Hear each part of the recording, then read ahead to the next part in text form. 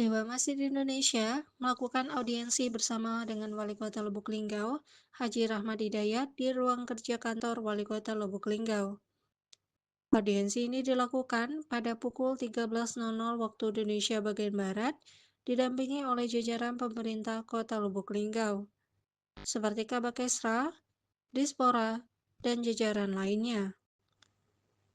Audiensi ini dilakukan bertujuan untuk menjalin silaturahmi sekaligus membahas program kerja Dewan Masjid Indonesia ke depannya.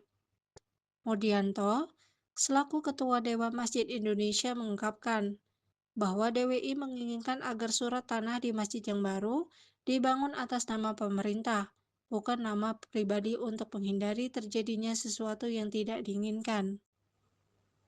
Kemudian, DWI juga menginginkan para siswa dan siswi seluruh kota Lubuk Linggau untuk dianjurkan ibadah ke masjid.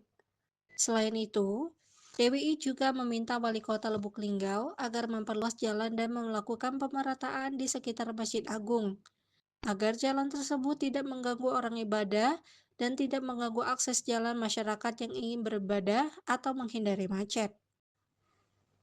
Aspirasi yang diberikan oleh DWI tentu disambut baik oleh Haji Rahmat Hidayat. Ia tentunya akan melakukan permintaan tersebut secara bertahap. Ia juga mengharapkan kedepannya bisa membuat program menghibahkan masjid per 2 tahun sekali, agar program tersebut bisa menjadi program tahunan, yaitu mengedepankan program ibadah.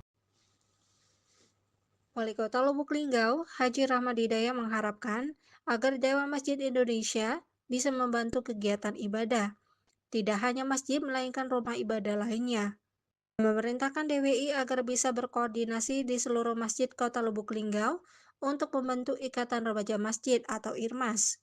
Kemudian, anak-anak IRMAS tersebut diberdayakan seperti diajarkan azan, memimpin tahlil, memimpin yasin, dan kegiatan keagamaan lainnya. Intan Kurnia Hamdani, Silampari TV melaporkan.